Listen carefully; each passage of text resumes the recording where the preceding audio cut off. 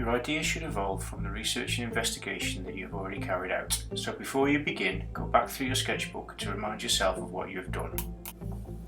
Don't make your design too simplistic. You need to develop something complicated enough to demonstrate your practical skills. Some of the best masks I've seen have been made from several separate components that have been joined together using wire, string, nuts and bolts or glue.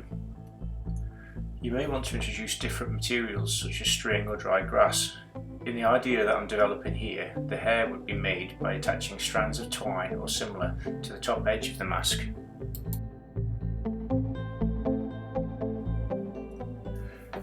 Keep going back to your research for inspiration. One of your ideas might contain elements from half a dozen or more examples from your research.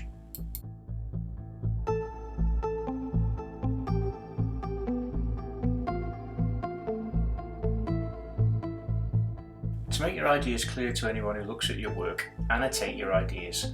Make notes to explain details about what materials you might use, where you got your ideas from, and how you envisage the final design might be constructed.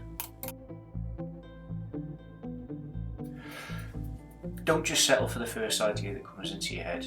You pick up marks for developing a range of different ideas. Subsequent ideas might be a development of idea one, but there's always room for improvement.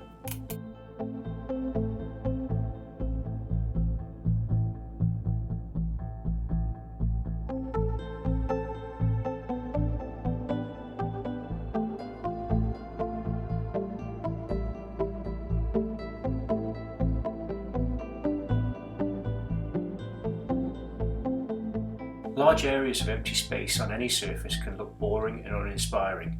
Look through your research for examples of pattern work to fill empty spaces in your design.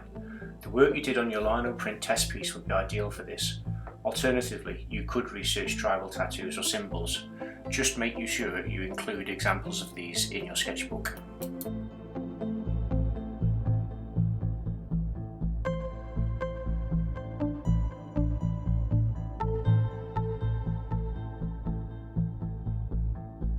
Initial ideas page should be bursting with sketches and notes. Remember, in this section, the quality and diversity of ideas is just as, if not more important than the quality of the drawing. To achieve the top marks, you must make connections with the artists and research that you've already completed. If you want to include something in your design that you haven't previously researched, that's fine, as long as you go and photograph it and/or draw it, and then include this in your sketchbook. Developing your final idea is about refining and improving the best parts of your initial ideas. At this stage, your drawing will be more detailed and you will need to consider more carefully how your final piece will be constructed.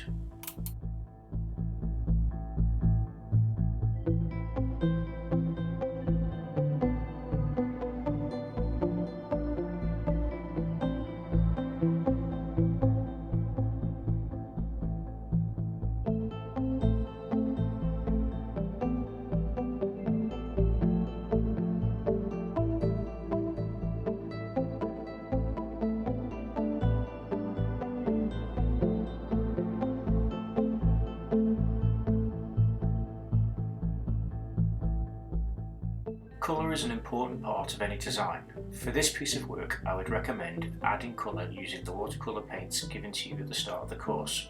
Always have some kitchen roll to hand to mop up any excess water. Build up a sense of depth to your work by adding thin washes of colour, working from light to dark. In my design, I want to use quite earthy colours, so I start with a thin wash of yellow, followed by subsequent washes of browns. To create darker tones, I mix dark brown and blue. I tend not to use black paint as this can be too overpowering and spoil your work.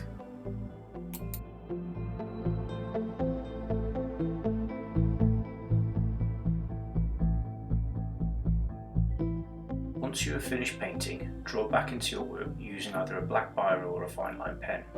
As well as picking out the details, this will develop a greater contrast between light and dark tones and make your work jump off the page.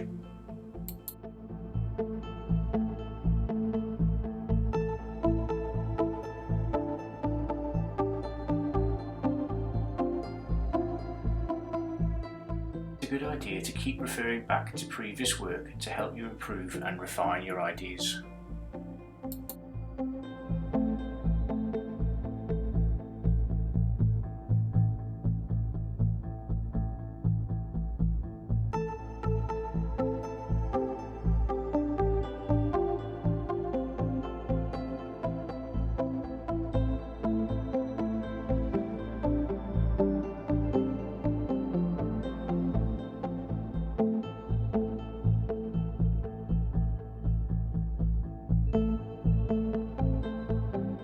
Just like your initial ideas, it is important to annotate your work.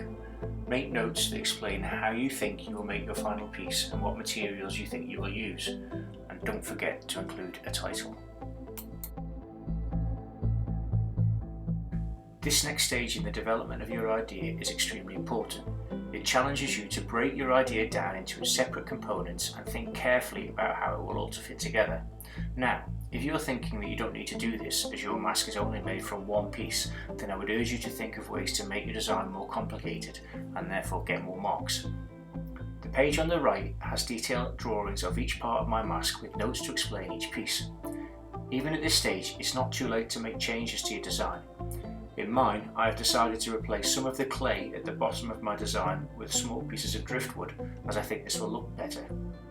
I have included a photograph of the driftwood I intend to use on the left hand side of my page.